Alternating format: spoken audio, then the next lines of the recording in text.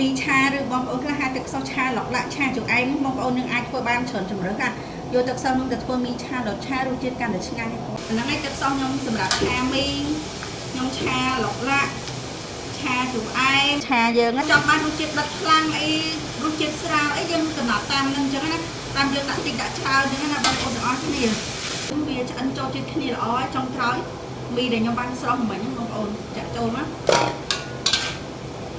យើងធ្វើការច្របល់មីនឹងឲ្យស្អាតជាមួយនឹងបន្លែដែលយើងបានឆាពណ៌ល្អបងប្អូនហើយបងប្អូនយកទឹកខ្សោះនេះទៅប្រើមិនបាច់ចាំបន្ថែមប្រេងម្ទេសទៀតក៏បានដែរបងប្អូនឬក៏បងប្អូនចង់ឲ្យកាន់ក្រហមជាងនោះបងប្អូនថែមជាមួយនឹងប្រេងម្ទេសដែលខ្ញុំថែមទៅក្នុងសេតជាមួយនឹងទឹកខ្សោះបងប្អូន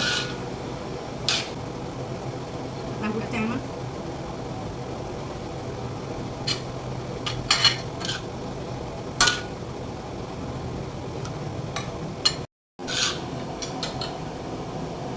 មីឆាយើងប្រើជាមួយនឹងទឹកខ្សោះមីឆាឬបងប្អូនខ្លះហៅទឹកខ្សោះឆាឡុកឡាក់ឆាជូអែមបងប្អូននឹងអាចធ្វើបានច្រើនជម្រើសค่ะយកទឹកខ្សោះនោះទៅធ្វើមីឆាឡុកឆារសជាតិកាន់តែឆ្ងាញ់ពណ៌ស្អាតទៅបងប្អូននេះឆាឆ្អិនមួយរាល់លើភ្លួយបងប្អូនមើលសរសៃមីកតុន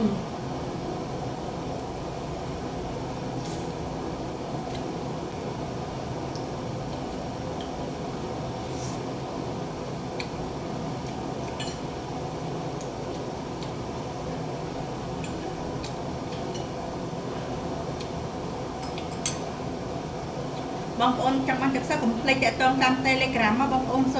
34 37 8 47 មក